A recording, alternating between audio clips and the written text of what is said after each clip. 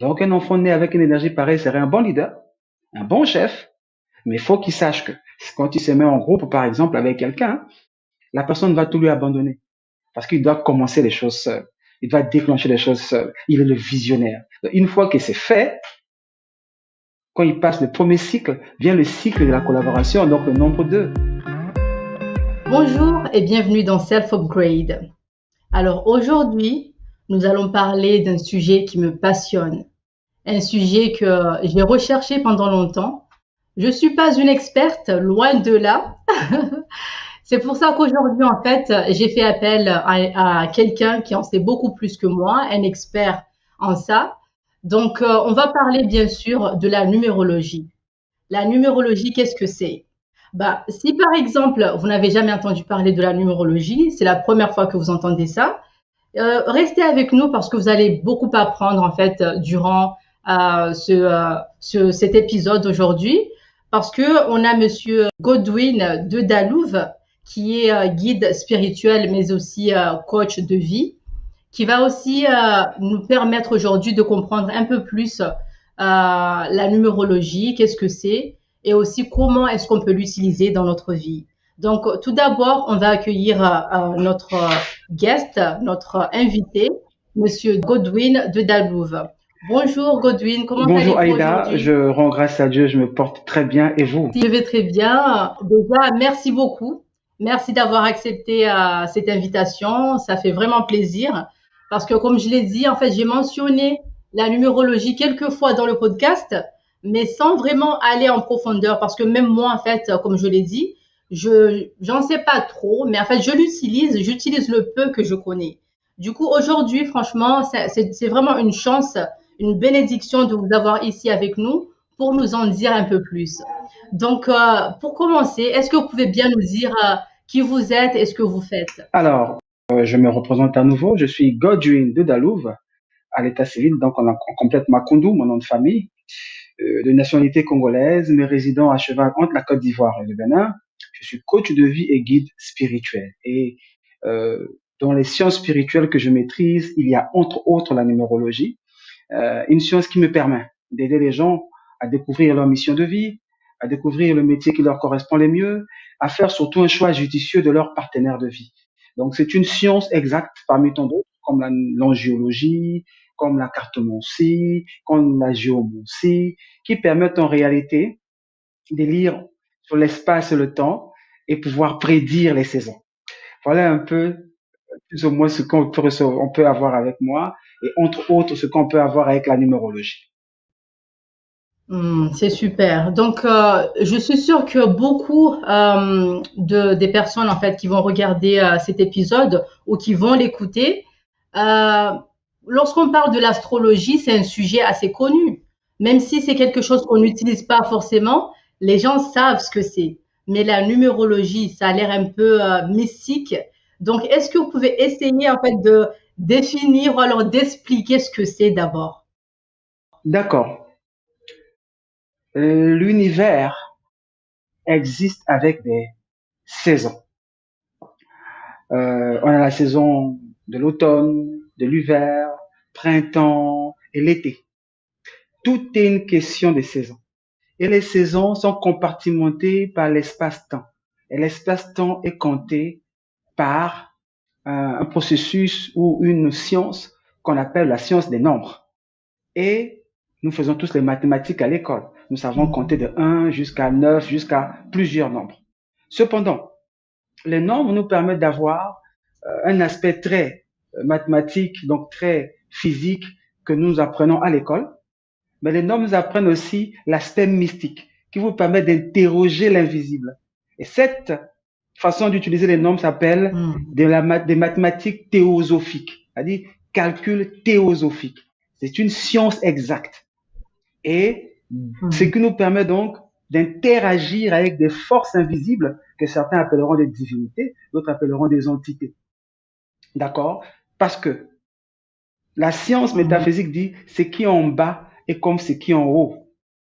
Ce qui est en bas est une pâle imitation de ce qui est en haut. Donc il y a des sciences exactes qui nous permettent de maîtriser exactement comment voir des correspondances, vu ce qu'on a en bas, qu'est-ce que cela signifie dans l'invisible. Et à partir de là, on fait une corrélation, on fait une correspondance, ce qui permet donc de faire une interprétation claire des énergies en présence. Donc, la numérologie, c'est juste des mathématiques, mais des mathématiques spirituelles qu'on appelle de la théosophie, tout simplement. J'explique un peu. Par exemple, en mathématiques simples, quand on dira 1 plus 1, on dira est égal à 2. Mais en théosophie, on peut vous dire que 1 plus 1 est égal à 3. Parce que quand deux entités fusionnent, ça génère forcément une troisième entité. Quand un homme et une femme fusionnent, ça génère une troisième personne. Donc, le yin et le yang, le plus et le moins. Donc, voilà un peu, déjà, quelqu'un à l'école, de façon pratique, de façon physique, on te dit 1 plus 1, tu diras 2. Mais un métaphysicien te dira que non, quand deux énergies fusionnent, ça génère une troisième énergie. Donc, en réalité, 1 plus 1 est égal à 3. Dès qu'on s'élève un peu, ça devient, on se dit que oui, c'est logique. Parce que, je vais aller un peu plus loin. Quand deux, trois personnes s'associent, leurs énergies fusionnent. Ça crée une troisième énergie qu'on appelle souvent égrégore. Cher aux chrétiens qui se retrouvent, quand ils sont ensemble, ça génère un égrégore, et cet égrégore-là se nourrit de leur énergie, et cet égrégore-là leur résout leurs problèmes. Donc c'est pour dire que chaque nombre qui s'associe, ça génère une énergie. Mais ça, c'est des mathématiques théosophiques. On appelle ça calcul théosophique. Donc voilà un peu la différence. Si nous parlons de numérologie, certes, mais je vais aborder un tout petit peu l'astrologie. L'astrologie, c'est aussi une science exacte qui vous dit que à telle heure, à telle période, les étoiles étaient alignées de telle façon. Donc, soit on fait de l'astronomie, donc on étudie les étoiles de façon physique, soit on fait de l'astrologie, on étudie les étoiles de leur façon mystique, parce que chaque étoile, chaque planète est vivante, et un être vivant derrière, et qui interagit avec nous. Ça, c'est l'astrologie. Il ne faut pas confondre avec l'horoscope, qui reste un business commercial pour faire plaisir aux gens. Donc, vous êtes né un jour, vous êtes né une heure, vous êtes né un mois. Quand on calcule tout ça, ça nous donne une carte. Et cette carte-là s'appelle une carte du ciel, des énergies en présence pendant votre jour de naissance qui vont vous influencer pendant tout au long de votre traversée terrestre. Donc ça, c'est par exemple l'astrologie. Mais bon, vu que le sujet, c'est la numérologie, revenez à la numérologie. Je suis contente que vous ayez touché un peu à l'astrologie parce que je pense en fait c'est des sciences complémentaires. Si on utilise les deux, c'est encore plus, ça apporte plus de valeur. Ça nous donne plus une idée de, comme vous dites, les astres, l'alignement des astres, ça va nous éclairer sur des événements qui vont se passer. Avec la numérologie aussi, je pense, enfin, en tout cas, c'est vous l'expert. Donc, est-ce qu'avec la numérologie, justement, on peut aussi prédire en fait certains aspects de notre personnalité ou par exemple, si on a eu, par exemple, moi, j'ai eu un bébé l'année dernière. Hier, on a fêté son anniversaire. Du coup, est-ce que par rapport à la numérologie du jour qu'il est né, on peut dire que voilà, le bébé va être de telle manière, il va être intelligent ou etc. Est-ce qu'on peut justement prédire le futur d'une personne par rapport à la numérologie? On prédit les énergies disponibles pour cette personne-là. On prédit l'identité énergétique. Pour parler, si on doit parler comme les spiritualistes, l'identité spirituelle de cette personne. Moi, j'aime dire énergie parce que nous sommes énergie. Partant de là, la personne décidera de son futur. Une personne qui connaît ses points forts et ses points faibles est capable de les utiliser convenablement ou pas. Une personne qui connaît la vérité de sa mission et de son cheminement saura comment prendre des choses à bras le corps. Mais c'est lui qui va déterminer ce que va être son futur ou pas. Parce que ce que nous révélons en numérologie, tout comme en astrologie, tout comme dans les autres sciences, c'est un cheminement. On dit, voilà la route. Voilà les points forts. Voilà les points faibles. Les points faibles, un parent, quand tu le découvres chez un enfant, il peut mettre en place une éducation bien précise pour l'aider à se programmer pour faire face à ses faiblesses. Mettre un programme autour pour amplifier les qualités. Mais c'est l'enfant, c'est le récipiendaire, c'est l'âme à l'intérieur du véhicule qui décidera comment il affrontera les choses. Parce que dans la spiritualité ou dans les univers qui existent à part la Terre, quand nous travaillons tous, c'est un monde de responsabilité. C'est vous qui décidez d'affronter les choses ou pas. Parce que je peux vous révéler que votre enfant a tel point fort, il est venu pour telle chose, mais il peut aussi refuser d'accepter d'assumer sa mission.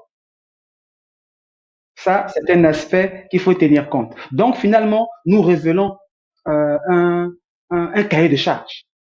Nous révélons les partenaires mystiques qui existent dans les plans divins avec lesquels vous êtes incarnés pour mener cette mission-là.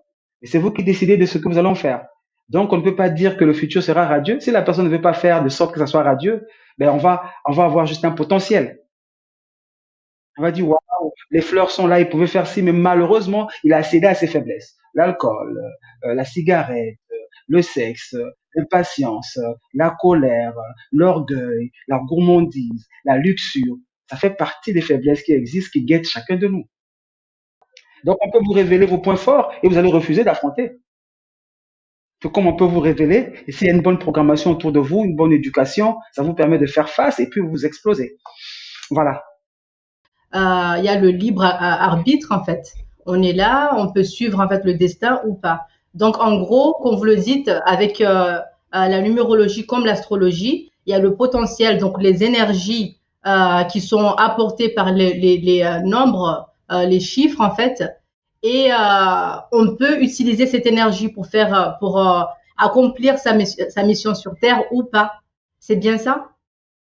Exactement, et parce que l'action et le sens de la responsabilité dépendent de tout et chacun. Vous voyez, on peut vous révéler que vous êtes né pour guider les gens. Moi, j'ai eu la révélation très tôt, depuis 2013. Mais j'ai commencé à travailler à peine 2 ans, 3 ans. J'ai rejeté ça longtemps parce que je voulais faire ma musique. Bon, il y a des âmes qui sont nées tellement pour vraiment guider les gens. Oui, oui, j'étais musicien pendant 15 ans, je jouais dans les grands hôtels et j'étais très bien payé. J'étais très bien payé jusqu'à ce que on arrive à la Covid et un après-midi, parce que je ne pouvais plus jouer parce que on ne pouvait pas se mélanger, et je faisais une sieste dans ma chambre. Et les guides sont venus me voir. Et depuis, nous te demandons d'aider les autres à trouver leur chemin, tu refuses. Ben écoute, on va tout bloquer. Et j'ai vécu le blackout total pendant au moins 6 mois, jusqu'à ce que je prenne un document, je fasse un visuel, je dis, coach, tu deviens guide spirituel. J'ai commencé à partager. C'est à partir de là que j'ai commencé à revivre. Donc, il y a des âmes tellement le monde angélique, le monde divin ne veulent pas que tu passes à côté parce que tu fais partie d'un carrefour qui va aider les autres à se retrouver. Si tu ne te réveilles pas, tu es une grosse perte parce que tu es quelqu'un qui doit permettre à plusieurs de se réveiller. Donc ce genre de personnes en général, ils sont un peu plus regardants, c'est-à-dire ils vont se démerder pour vraiment créer des circonstances, des situations pour que cette personne-là reste sur son chemin. Mais pour d'autres en général qui n'ont pour responsabilité que leur propre personne, on est moins dur avec eux. Donc en général, s'il ne veut pas, ben, il peut passer de l'autre côté. Donc c'est pour dire que il y a certains qui sont dans certaines situations où les divinités vont être très très contraignantes. C'est-à-dire ils vont créer des circonstances pour t'amener. Et si tu ne veux pas, on peut te désincarner. Je connais des gens comme ça. C'est-à-dire on a fait désincarner parce qu'on estimait que il ne fait pas ce pourquoi il est venu. Hmm. Ce sont des réalités. Ce sont des réalités. Et c'est des choses que je gère au quotidien. Oui, Ce sont des waouh. réalités. Oui, oui, ce sont des réalités. Donc, chacun a son cahier de charge. Et quand on te révèle ton cahier de charge, Hmm. libre à toi de l'assumer ou pas aussi. Mais il y a des règles et chaque action crée une réaction. Donc, il faut s'attendre forcément à des conséquences. Donc, ça, Hmm. c'est l'aspect responsabilité de tout ce qui est cheminement spirituel. Ok. En fait, lorsque vous parliez là de votre éveil spirituel, ça m'a fait penser à moi parce que, en fait, moi, avant de commencer le podcast, avant même d'accepter, en fait, le fait qu'il fallait que je me développe spirituellement, je travaillais dans une grosse compagnie, je gagnais ma vie tranquille avec mon mari, on était là à l'aise. Mais en fait, il y avait une petite voix qui me poussait vers faire des recherches sur la spiritualité. Je faisais les recherches, en fait, je lisais juste pour me développer, pour que voilà, pour avoir la connaissance. Mais en fait, je me disais bon, voilà, j'ai rien à perdre. Mais en fait, après, ça a commencé à me pousser dans genre laisser mon travail et aller plus vers la spiritualité. Et là, je résistais. Je disais attends, mais je connais que ça, le marketing digital, c'est moi. Je peux pas laisser ma vie aller, je sais pas où. Non, non, non. Du coup, j'ai résisté pendant des années. Et là, franchement, il s'est passé un truc qui a fait que j'avais pas d'autre choix, en fait. Il fallait déjà que j'aille à l'intérieur de moi, en fait, pour comprendre pourquoi est-ce il y avait, en fait, c'était pas une envie, parce que moi, personnellement, mon âme me poussait dans ce sens-là, genre vers me développer spirituellement, mais moi, j'avais ma vie, je me voyais plus euh, monter dans le Voilà. corporate, aller avoir mes promotions, mais c'était pas ça. J'étais pas ici pour ça. Donc, il fallait que je tombe. Lorsque Le doute, je suis le tombée, doute. ça m'a fait mal, mais donc ça m'a plongée comment on dit, la nuit sombre de C'est, l'âme. c'est, Voilà, la nuit sombre de l'âme. Je pense que dans la spiritualité, c'est comme ça que vous appelez ça. Du coup, ça a fait que voilà, il fallait que j'aille au fond de moi pour comprendre et écouter ce que les guides avaient à dire. Et c'est ce qui m'a mené en fait vers ce chemin, le podcast. génial, génial, Ça fait génial, partie génial. de ça. Donc, merci d'avoir partagé votre expérience aussi.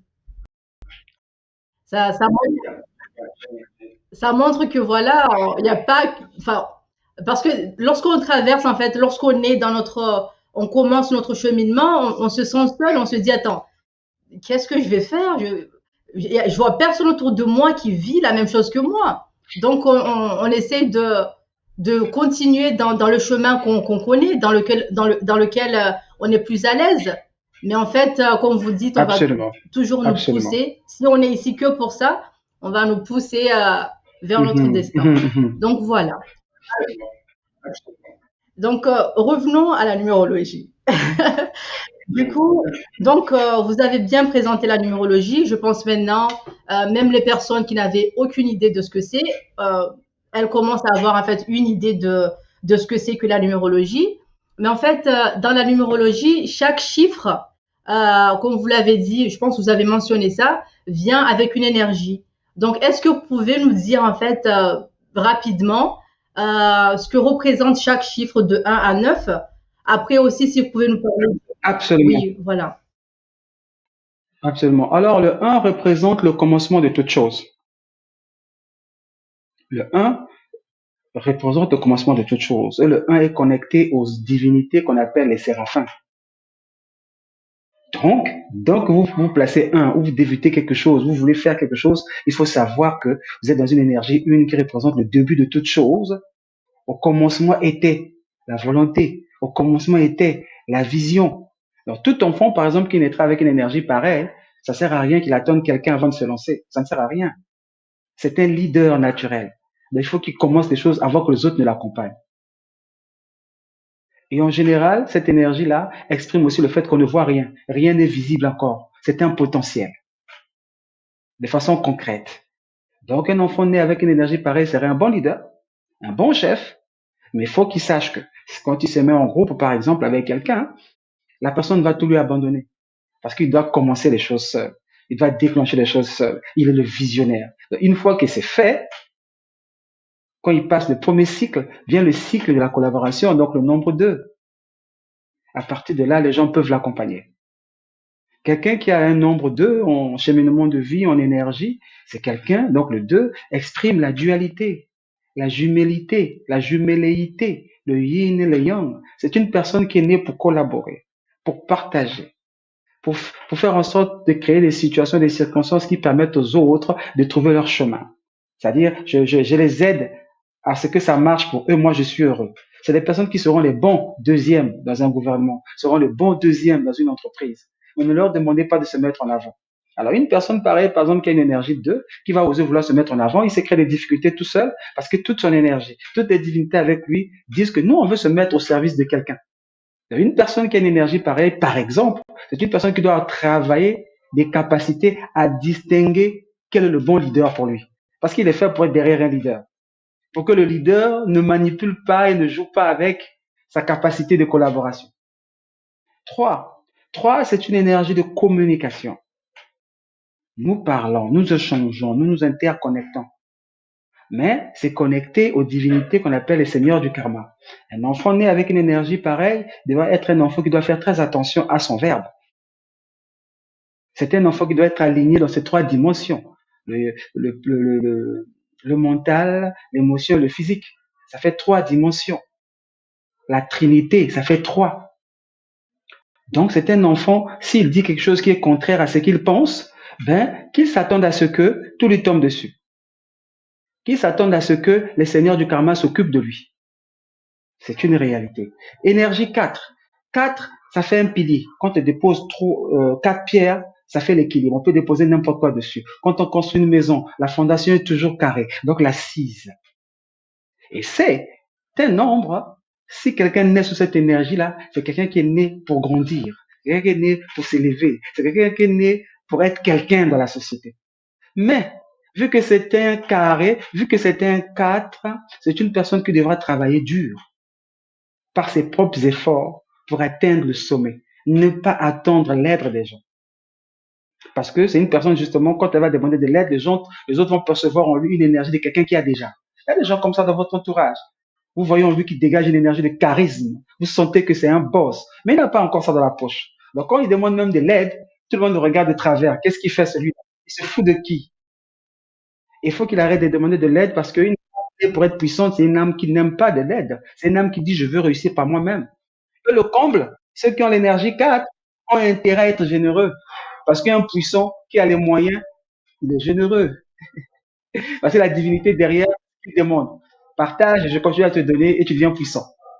D'où les grands, vous verrez, qui ont cette énergie-là en général, ont des fondations, ont des ONG, ont des associations, parce qu'ils veulent redistribuer.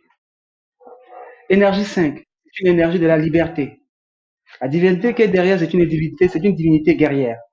C'est une divinité justicière qui n'aime pas le désordre. Un enfant qui est né avec cette énergie-là, c'est un enfant qui doit être carré. Il faut le discipliner. Parce que c'est une énergie très dynamique. Il va voir de la bougeotte. Il est tout le temps en mouvement. Il va adorer les voyages. Il va adorer les... Il va détester l'ennui. Mais c'est aussi son piège. Parce qu'on ne se construit pas en étant tout le temps en mouvement. Donc du coup, un enfant pareil, il faudra l'aider déjà à développer la discipline et à faire une seule chose à la fois. Parce qu'il aura tendance à aller dans tous les sens. D'accord? Ça, c'est ma fille, hein.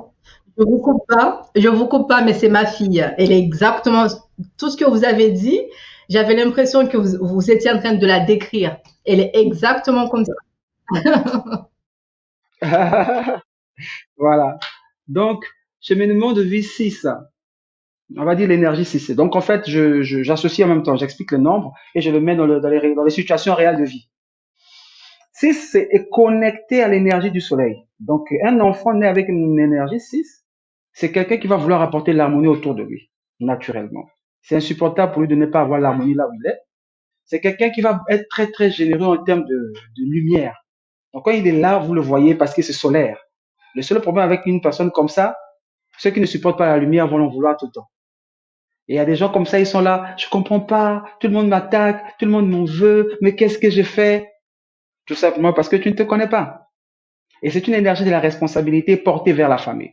Une personne qui a une énergie pareille, donc du 6, aura tendance à développer un côté très poussé dans la spiritualité, mais un côté très poussé dans la matière. Il va trouver une synthèse. C'est souvent des personnes équilibrées. D'accord? Et c'est dans les divinités qu'on appelle les vertus. Donc ça, c'est par exemple devant quelqu'un qui a juste un nombre de vie 6. Voilà tout ce qu'on le peut révéler. Et je sais que ce que je vous développe, c'est écrit nulle part. Parce que quand vous partez sur Internet, ils racontent plein de trucs qui n'ont ni tête ni queue. Bon. Moi-même, parfois, je regarde, je dis, mais, je regarde, je dis, mais qu'est-ce qu'il raconte? Voilà, je dis, mais qu'est-ce qu'il raconte cela? Et il y a l'énergie 7. Quelqu'un qui pénètre l'énergie 7 ou qui est né avec l'énergie 7, philosophe, réflexion, analytique. D'accord? Mais il est connecté à des divinités de la beauté. C'est les divinités de vendredi. C'est des Vénusiens. C'est des bels hommes, belles femmes, magnétiques, attirance, fins. Même s'il faut un autre métier de consultance, tout ce que vous voulez, il aura toujours un côté artistique à côté. Et facilement, on trouve dans cette énergie les pasteurs, les philosophes et les professeurs. Ils sont toujours en mode pourquoi ceci, pourquoi cela. Ils veulent comprendre le comment et le pourquoi des choses. D'accord? Ceux qui sont nés avec l'énergie 8, 8. 8 fonctionne comme ceci. Quand vous voyez 8, ça fait comme ça. C'est comme l'éternité. Donc, l'enfant né sous cette énergie-là parfois est vers le plan spirituel, parfois est vers le plan de la matière. Donc, il doit trouver l'équilibre entre la matière et le spirituel. D'accord? Et c'est quelqu'un qui veut faire l'expérience du cash flow. Il veut gagner l'argent à tout prix. Donc, il va être très, très ordonné. Très en petit, déjà, il sait où est-ce qu'il va, il planifie. Parce que son âme veut expérimenter l'argent. La puissance et l'opulence de l'argent. Là où on va prendre un avion classe éco, lui va dire non, j'aimerais quand même être en first class, voir ce que ça fait. C'est son âme qui le pousse à ça. Et vu que son âme le pousse à ça, il va avoir tendance à avoir des stratégies pour se faire de l'argent. Et ces personnes qui ont ce genre d'énergie 8 là, pour évoluer dans la vie, il faut juste qu'ils soient des personnes vraies. Parce que la divinité derrière eux n'aime pas le mensonge. Parce que l'argent ou la puissance financière vient d'où? Des relations avec les gens. Et si la relation avec les gens n'est pas équilibrée, parce que portée par le mensonge, vous avez de fortes chances de vous appauvrir. Parce que tout le temps, on va vous lâcher, donc vous n'avez pas le réseau. C'est une divinité du réseautage. Et le réseau est maintenu et solidifié par la vérité. Quelqu'un qui ment finit toujours par se faire rattraper et tout ce qu'il a bâti dans le mensonge finit toujours par s'écrouler. Peu importe le temps. Peu importe le temps. Et enfin, il y a ceux qui viennent dans le cheminement du nombre 9. Et le 9, c'est quelqu'un qui a toutes les expériences en lui. Il a l'expérience 1, 2, 3, 4, 5, 6. Là, il a tout ça un peu, un peu. Ils ont une difficulté de ne pas trop savoir ce qu'ils veulent faire dans la vie. Parce qu'ils sont à l'aise partout. Donc, au début, en grandissant, ils se perdent un peu. Philosophie, il est bon. Mathématiques, il est bon. Comptable, il est bon. Voilà. Mais il a un carrefour et c'est un phare. Donc, en général, tout ce qu'il a comme expérience, en réalité, faut mettre à la disposition des autres, peu importe le domaine dans lequel il est. Parce qu'il a un peu, un peu. Donc, quand quelqu'un vient un cheminement 1, lui, il connaît ça déjà, c'est en lui, c'est inscrit. Parce qu'il a déjà dépassé cette classe-là. Donc, quand quelqu'un viendra vers lui, il trouvera la réponse. On le trouvera souvent très intelligent. Donc, tant qu'il ne va pas se concentrer sur sa pierre angulaire, par il aura plusieurs talents. Il lui faut se concentrer sur un seul talent, sinon il se perd. Il faut qu'il trouve le talent principal. Et maintenant, les autres petits talents autour vont graviter autour. Donc, sa plus grande galère en général, c'est pas qu'il n'est pas bon, c'est pas qu'il n'a pas de savoir, il a tout. C'est la difficulté de trouver le talent exact par lequel il va s'épanouir. Donc, lui, c'est le gars gâté par la nature. Et du coup, il faut être très, très connecté spirituel quand on a le nombre 9. Contrairement à celui qu'on a fait 8, qui est très matériel, tout lui, c'est vraiment se connecter au divin d'abord pour tout obtenir sur Terre. Et s'il se porte vers la terre, il est dans tous les problèmes du monde. Donc, du coup, il va se retrouver à souffrir énormément. Et si c'est une femme, forte possibilité de perdre des enfants. Donc, quand on sait tout ça, on commence à le travailler en même temps. Parce que c'est une énergie connectée à la lune. La lune, c'est la vie qui donne, c'est la mère qui donne vie. Donc, il faut une certaine hygiène de vie en termes de purification spirituelle continue. Parce que la lune, c'est de l'eau. Donc, c'est quelqu'un qui se salit facilement en termes d'émotion. On ne dire que ça. Alors, celui qui se trouve dans la dimension 11, cheminement 11, parce que j'ai dit le nombre en même temps, je mets dans la situation réelle. Le 11, c'est juste une multiplication de 1 deux fois. D'accord? Et à partir de là, c'est quelqu'un qui va avoir une amplification du leadership. Il est déjà lead en 1, quand ça s'associe, ça fait 2. Mais en même temps, c'est une énergie jumelée. Il y a le yin et le yang. Et c'est quelqu'un qui va vouloir bâtir. Donc, il a beaucoup, beaucoup d'énergie. Et du coup, il ne veut pas bâtir petit. Il va avoir des folies de grandeur. Donc, il va commencer à vouloir bâtir des choses énormes. Donc, dès qu'on découvre une âme pareille, il faut commencer à le canaliser tôt. Sinon, il passera à côté parce que il sera tout le temps porté vers de grandes choses. Mais s'il n'y en a pas une éducation derrière solide, il va tout le temps s'écrouler et forte possibilité de dépression, de mal-être et tout ce qui va avec. Le 2, 22, c'est juste le 2 qui se multiplie. C'est la jumélité deux fois. D'accord? C'est le yin et le yang deux fois. Yin et le yang, 2, 2. Donc, c'est comme si on a 4 enfants. Donc, c'est comme si, déjà, le yin et le yang, c'est une force énergétique. Aucune personne ne manifeste dans la vie si son yin et le yang n'est pas équilibré, si sa jumélité n'est pas équilibrée. Alors, cette âme-là vient avec ces deux jumelités-là. Donc, ça crée une force de propulsion. C'était un grand, grand, grand, grand bâtisseur. C'est quelqu'un qui est fait pour s'élever. Parce que 2, 2, quand on associe, ça fait 4.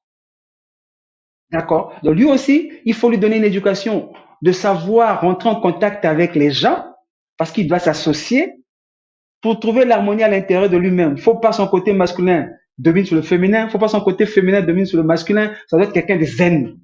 Sinon, il y a d'abord contradiction à l'intérieur de lui-même.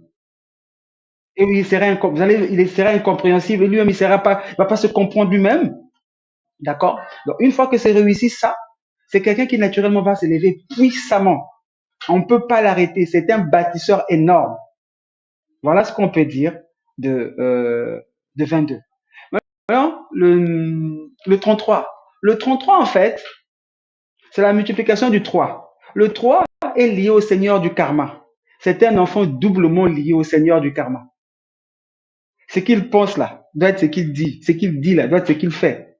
S'il est fake, c'est du tic au tac. Et c'est aussi ainsi, personne ne peut s'en prendre à lui tant qu'il est droit. Il y a des âmes comme ça. Tu lui fais du mal, il n'est même pas au courant, mais tu vas lire l'heure. Ta vie s'écroule, tout part en sucette. Quand il va consulter, on lui dit, il faut laisser l'enfant là. Parce que il est doublement connecté au Seigneur du karma. D'accord? Donc, il est, et, avec cette énergie-là, c'est quelqu'un qui manifeste en deux, trois. Ce qu'il pense, ce qu'il dit et ce qu'il fait se manifeste en deux, trois. Donc, facilement, les entités négatives prennent contrôle de lui et commencent à manifester la négativité. D'accord? Et quand on associe les 3-3, c'est une énergie du soleil. Donc, c'est quelqu'un qui a la loi divine, doublement, et qui exprime le soleil. D'accord? Donc, voilà un peu ce qu'on peut dire du 33. Voilà un peu ce que je peux dire du 1, 2, 3, 4, 5, 6. Donc, j'expliquais, je donnais en même temps l'énergie et j'expliquais en même temps la réalité de la vie de tous les jours. Voilà, je pense que j'ai répondu à plusieurs questions simultanément. Ce sont des sciences en fait qu'on va pas nous apprendre à l'école. Ils vont pas nous dire bon, toi par exemple tu es un 2, donc tu dois travailler sur ci ou tu dois travailler sur ça. Ils vont pas nous dire ça. Mais en fait c'est à nous d'aller faire ces recherches, de trouver les bonnes personnes comme par exemple Godwin ici pour nous aider parce que on pense tous qu'on se connaît. Voilà, je me connais mieux que personne d'autre. Mais en fait, quelqu'un comme Godwin, par exemple, qui a la science de la numérologie, lorsque vous lui dites votre date de naissance, il va vous connaître mieux que vous-même. Donc, en fait, c'est pour ça que il faut vraiment en fait, que les gens sortent de cette cage. On nous a dit, bon, il y a des sciences occultes, donc ne cherchez même pas à savoir ce que c'est. Mais en fait, oui, ne cherchez même pas à savoir ce que c'est. L'astrologie, attention, la numérologie, moi personnellement, je connaissais même pas la numérologie. En fait, la manière dont ça s'est passé, c'est que durant justement ma nuit sombre de l'âme, j'ai commencé en fait à voir des chiffres répétitifs comme ça. Au début, c'était anodin. Je me disais, bon, j'ai vu ça hier, voilà que je vois ça encore aujourd'hui. Donc, pour moi, c'était bon. Je me disais, voilà, c'est juste une coïncidence.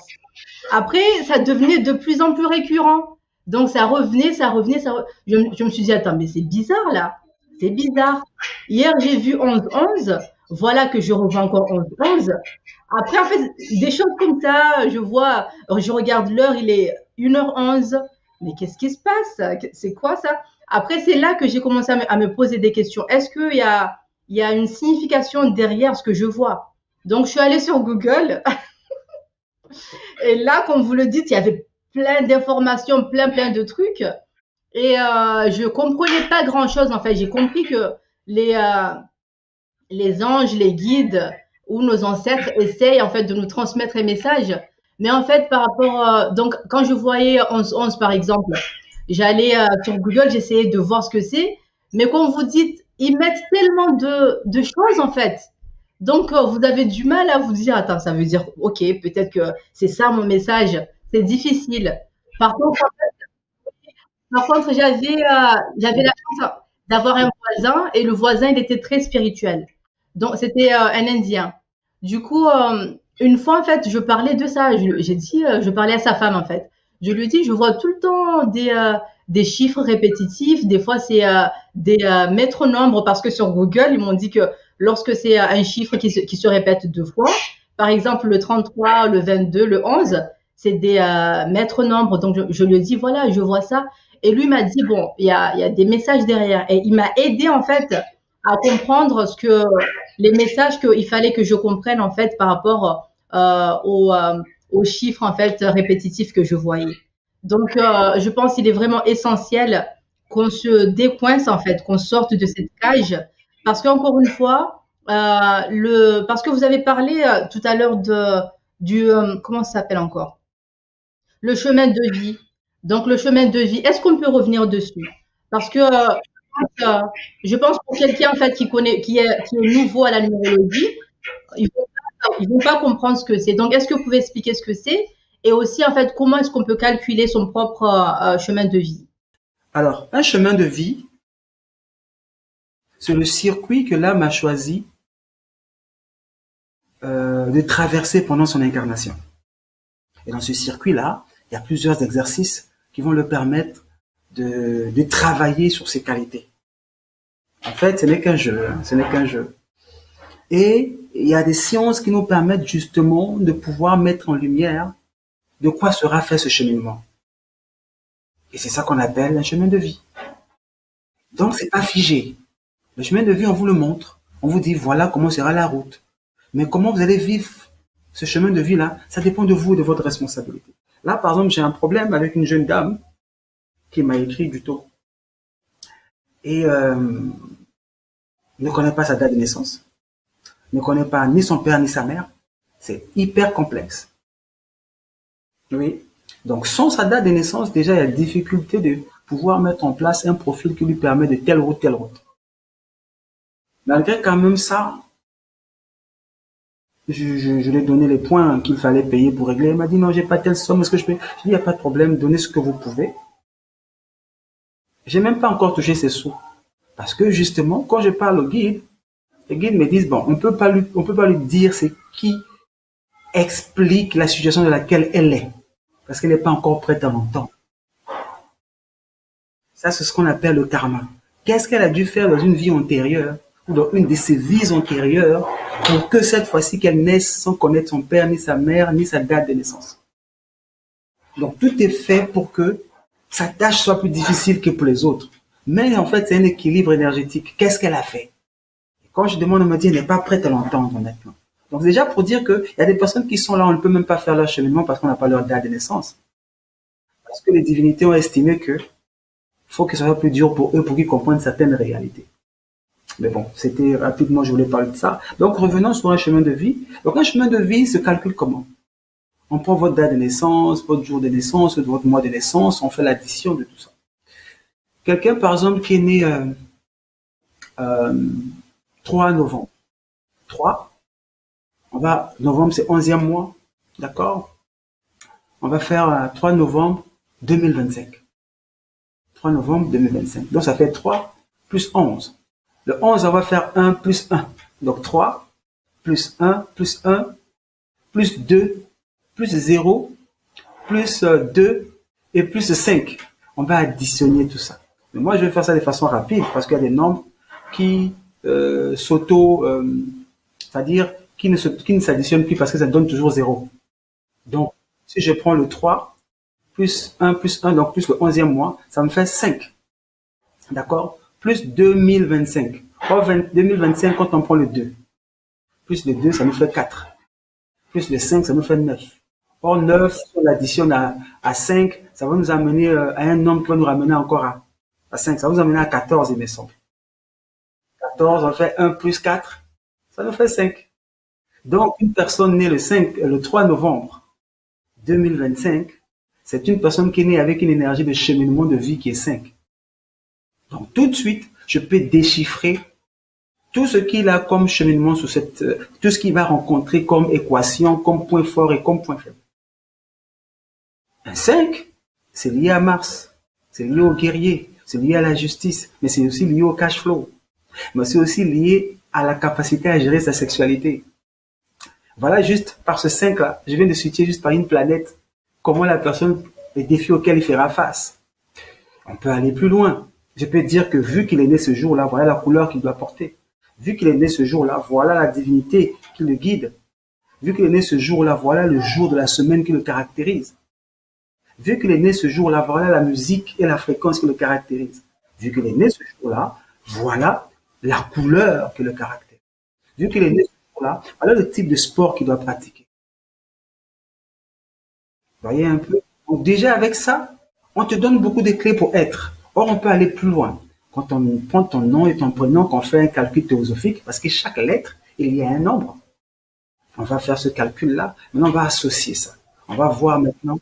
Quand on t'appelle, par exemple, Aïda, est-ce que ce Aïda-là est en harmonie avec ton cheminement de vie? Parce que Aïda, au commencement, était la parole. Ça vibre. Donc, ça déclenche une force. Voyez-vous, est-ce que cette force qui est déclenchée là est en harmonie avec votre énergie de chemin de vie ou c'est en disharmonie? Donc, il y a des personnes qui se trouvent en difficulté parce que le non n'est pas en harmonie avec le chemin que leur âme, avec lequel leur âme est née. Voilà pourquoi les initiés ne donnent pas un nom ou un prénom n'importe comment. La plupart de mes enfants ont toujours annoncé leur nom et prénom.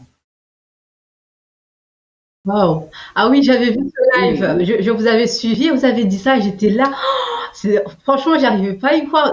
toujours, Waouh. Et est-ce que vous pouvez expliquer un peu? toujours. Même avant de... Vous Est-ce dites? que vous pouvez expliquer en fait comment ils ont expliqué, enfin comment est-ce qu'ils vous ont communiqué Mais leur nom? c'est très simple. Quand vous commencez à travailler, que vous comprenez que ce chose-là existe, les divinités comprennent que vous comprenez maintenant. Donc, vous n'êtes plus embrouillé par c'est extraordinaire ou c'est quelque chose qui fait peur. Parce que le problème, c'est qu'on est libre. On est responsable. Ils ne peuvent pas nous faire faire des choses auxquelles on n'accepte pas et ils vont nous déséquilibrer. Mhm. Dès que vous comprenez ces choses-là, ça devient tout à fait normal. Ils vous parlent. Donc, ma deuxième fille, d'abord, un songe. D'abord, je fais un songe. Elle me dit, je m'appelle tant. Elle va voir sa mère, elle dit à sa mère, dis à mon père que je ne vais pas me répéter. Elle n'a pas dit le prénom à sa mère, elle dit juste à sa mère, dis à mon père que je ne vais pas me répéter. Hmm. Et pourtant, elle n'était même pas encore fécondée. Waouh. Alors, quand elle a été fécondée, une semaine avant sa naissance, je me réveille et j'entends un prénom. Donc, les deux prénoms viennent d'elle. Waouh. Et puis, à son nom de famille. Sa petite sœur, pareil. Deux prénoms. Donc, d'abord, elle s'est pointée. Normalement, je m'appelle tant, mais je ne veux pas que tu m'appelles avec ce prénom-là. J'ai dit, pourquoi? Tu me donnes ton prénom, tu veux pas que je t'appelle avec. Quand je vérifie dans une de ses vies antérieures, elle avait fait des choses pas saines, Ok. mais elle portait ce prénom. Mhm. Alors, comme elle a des choses encore à régler, il faut qu'elle naisse Avec, toujours avec oh, cette même waouh. énergie. Waouh. Elle est frustrée, elle veut pas qu'on sache que c'est elle, donc elle précise, c'est mon prénom, ça, mais demain, toi, appelle-moi autrement. Hmm. Waouh. J'ai dit, bon, d'accord, je vais trouver la correspondance dans nos langues traditionnelles. Mhm. Donc, c'est pour dire que ce n'est rien d'extraordinaire. Le problème, c'est que nos sociétés ont réussi à faire passer toutes des personnes qui comprennent ça pour des fous. Oui. Oui. Or, c'est très important que le nom et le prénom que quelqu'un porte soient en adéquation avec son cheminement. Moi, j'ai deux prénoms. Il y a un qui m'a créé des difficultés qui n'était absolument pas en adéquation avec moi. C'est Dalouve, là. Godwin, et j'ai remis absolument. Quand j'ai mis Godwin en avant, tout s'est équilibré. C'est en harmonie avec mon incarnation actuelle. Mais comme tout le monde me connaissait avec Dalouve en tant que musicien, donc j'étais obligé de coller les deux parce que partout j'étais signé Dalouve. Oui. Oh. C'est rien d'extraordinaire. Dès que vous allez commencer à comprendre que c'est qu'une science, que c'est que des choses logiques, et que vous allez commencer à chercher à comprendre comment ça fonctionne, sans fioriture et sans peur, il faut intégrer quoi, que c'est normal. Les sociétés ont réussi à nous faire croire que c'était des choses Mhm. extraordinaires. C'était des choses paranormales. Alors, il n'y a pas plus normal que tout ce qui est invisible, parce que l'invisible, c'est plusieurs dimensions. Notre corps physique, c'est une seule dimension. On a 21 dimensions. Waouh. Dans les 21, le corps physique occupe juste une seule dimension. Alors, comment est-ce qu'on peut demander aux gens d'estimer que tant que c'est pas prouvé physiquement, ça n'existe pas? Alors que c'est juste une seule étape. Donc, 5% de réellement vous. Mhm. Donc, la vraie vie est hors de votre corps physique. La vraie réalité, c'est celle-là. Mhm. Donc, quand vous êtes réveillé comme ça, regardez tout ce qui est extérieur, en réalité, vous êtes en train de rêver. Dès que vous pénétrez l'intérieur de vous-même, vous fusionnez, vous êtes réveillé. Voilà pourquoi on parle de l'éveil. Vous allez constater que l'éveil commence uniquement quand vous allez commencer à vous pénétrer en Oui. vous-même. Quand vous commencez à chercher, je suis qui? Comment je fais? L'éveil ne se fait jamais à l'extérieur. Vous comprenez? Donc, les sociétés ont réussi à faire croire aux gens que c'était des choses extraordinaires, mais il n'y a rien d'extraordinaire là-dedans. C'est ce qui est normal en réalité. Et c'est ce que j'essaie d'apprendre à mes élèves, à ceux qui me suivent, à ceux que j'accompagne. Je leur fais des démonstrations scientifiques. Je dis, pose-toi comme ça et ressens ceci et tu ressens. Mais ça, il faut commencer à rentrer en soi-même. Rentrer en soi-même. Et dès que les divinités comprennent que Madame Aïda comprend ces choses-là, que ça ne l'impressionne pas parce qu'ils ne veulent pas vous brusquer. Dès qu'ils estiment que non, Madame Aïda a compris, ils vont créer des situations en place pour aider Madame Aïda à changer de niveau énergétique parce que il faut que l'énergie atteigne certaines dimensions pour supporter certains types d'informations, certains types d'énergie. Donc, on va commencer à créer des situations autour de vous, que ce soit va vous faire beaucoup dormir, que ce soit va vous pousser à manger certains types d'aliments qui sont moins lourds, et ainsi de suite. Devenez plus légère. Donc, vous commencez à capter d'autres messages qu'avant, vous n'arrivez pas à capter. C'est aussi simple que ça. D'accord? Je vais vous donner une clé pour commencer.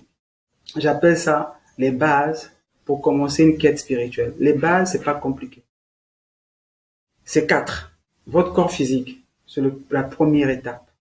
Il faut discipliner votre corps physique. Votre corps physique doit accepter le fait que vous dormez à telle heure parce qu'il faut beaucoup dormir pour récupérer.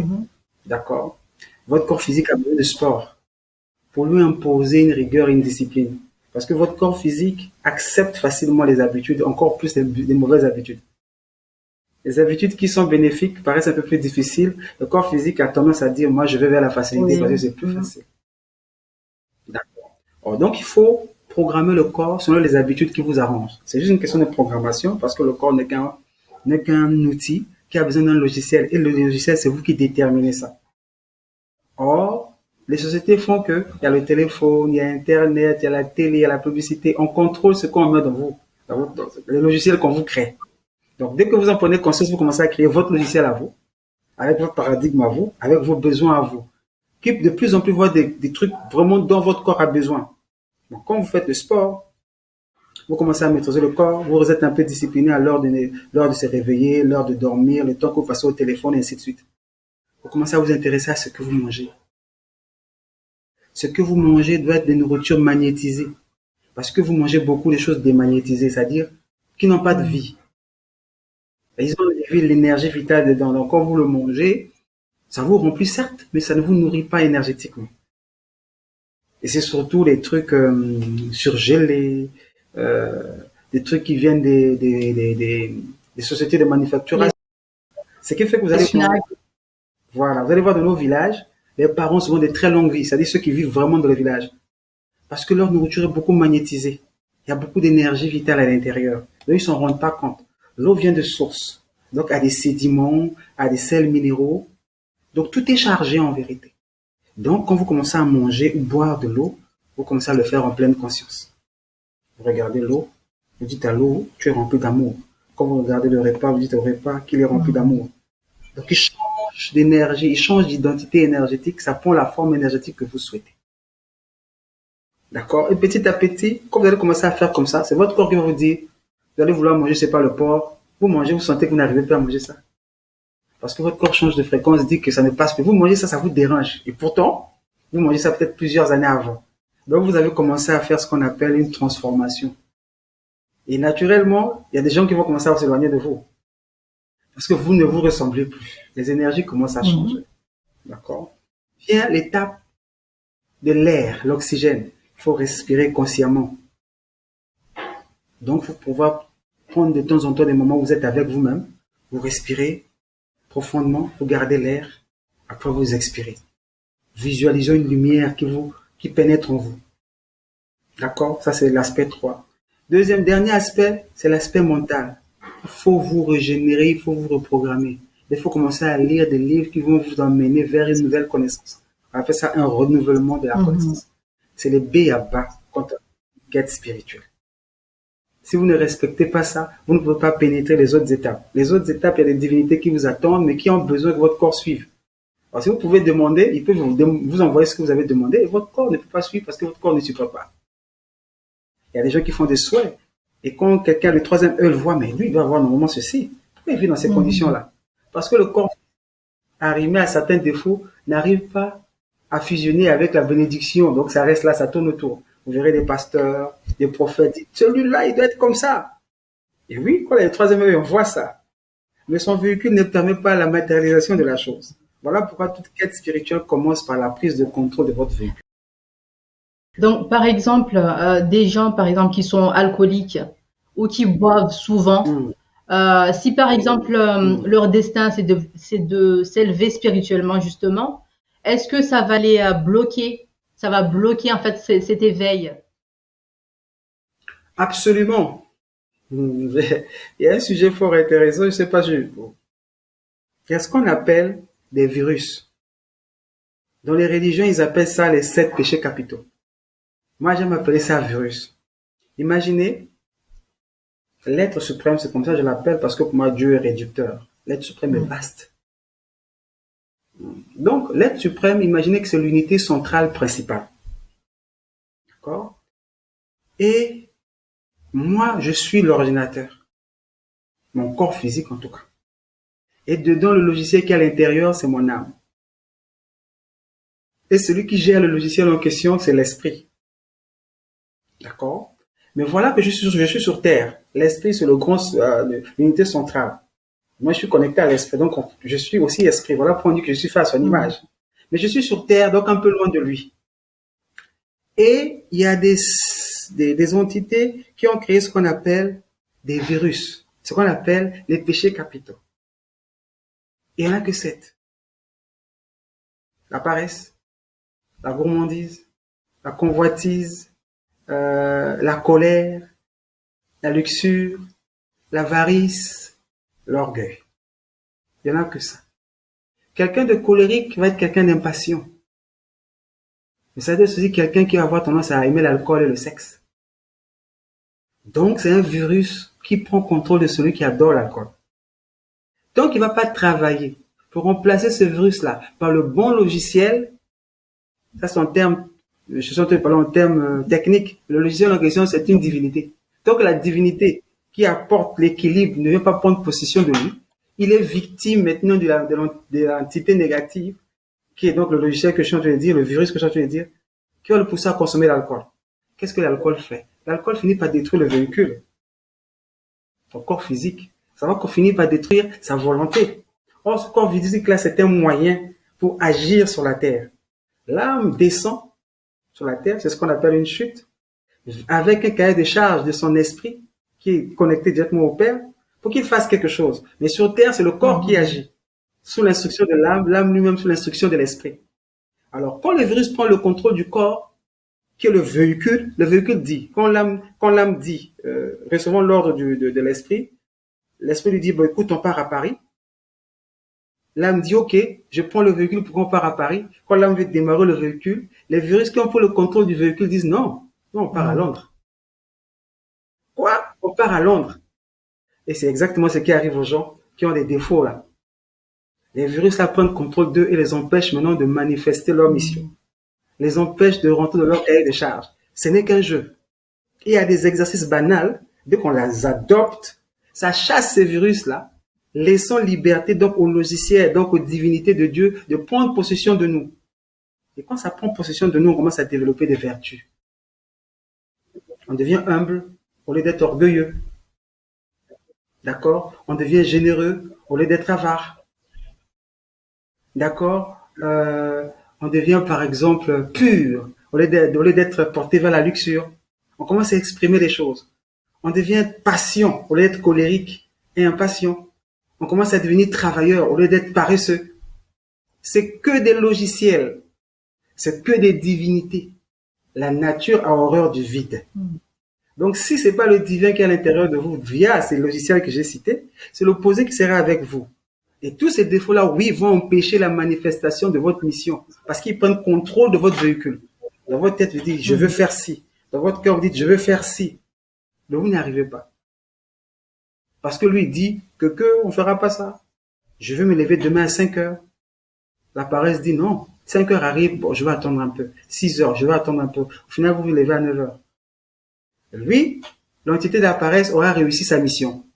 Parce que quelqu'un qui est en retard n'est pas dans le temps. Quelqu'un qui est trop rapide, donc impatient, n'est pas dans le temps. Le temps, c'est maintenant. Le soleil se lève à la même heure. Si tu te lèves trop tôt, tu n'es pas dans le temps. Quand tu te lèves trop tard, tu n'es pas dans le temps. Quand tu avances trop vite, tu n'es pas dans le temps. Quand tu avances très peu, tu n'es pas dans le temps. Parce que nous sommes le micro d'un macro. Et le macro fonctionne d'une certaine façon. Or, nous sommes sortis du macro là. Donc, nous sommes le micro avec exactitude du macro. Vous ne pouvez pas vous comporter différemment du macro. Vous vous désolidarisez, vous vous déconnectez. Conséquence, vous ne recevez plus les bénédictions du macro.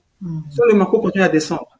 L'être suprême n'est jamais parti. L'énergie divine n'est jamais partie. C'est la personne en face qui n'est plus connectée. Alors, pour réussir ça, il faut commencer par les débuts. Prendre contrôle physiquement par le sport, prendre contrôle par l'alimentation, prendre contrôle par la respiration, prendre contrôle par le renouvellement de la connaissance. C'est le B à bas. Quand vous commencez comme ça, vous prenez le contrôle du véhicule. Parce que le contrôle du corps physique, qui est les os et la chair, c'est la terre. C'est géré par Dieu la mère. Donc quand vous commencez à vous comporter de façon consciente, en faisant le sport, en prenant soin de votre corps, sans vous rendre compte, vous en êtes vous connecté au Seigneur Auriel. Dès que vous commencez à prendre soin de l'alimentation et de l'eau, vous prenez conscience de l'eau, sans se rendre compte, vous vous connectez au Seigneur Gabriel. Quand vous commencez à respirer consciemment, vous partez dans la forêt, vous respirez l'air pur. Pourquoi est-ce qu'on suffoque quand on a la pollution? Parce que le divin qui permet d'avoir une énergie pure est tué par les dioxines. Dès que vous partez là où il y a des arbres, vous sentez une certaine paix dès que vous respirez profondément. Parce que là se trouve Raphaël. Et enfin, quand vous commencez à booster votre intelligence, tout ce qui va avec, là se trouve Michael, le feu, l'épée de la connaissance. Donc, sans vous rendre compte, en appliquant ce que je viens de vous dire là, vous ne vous rendez même pas compte, mais vous vous connectez aux 4 divinités qui gèrent votre véhicule. Si vous ne vous connectez pas à eux, il n'y a pas possibilité de s'élever. Il n'y a pas possibilité de faire des rêves où on vient vous dire faites ci, faites ça. Il n'y a pas possibilité d'avoir de belles rencontres. Parce que vous êtes déséquilibré, vous allez attirer le déséquilibre. Je pense que c'est bon pour moi. Waouh! Waouh! Quelle sagesse! En tout cas, j'espère que vous avez apprécié toute la sagesse que Godwin a partagée avec nous aujourd'hui. N'oubliez pas de vous abonner si vous ne l'avez pas déjà fait. Partagez, likez et on se retrouve au prochain épisode de Self Upgrade. Bye!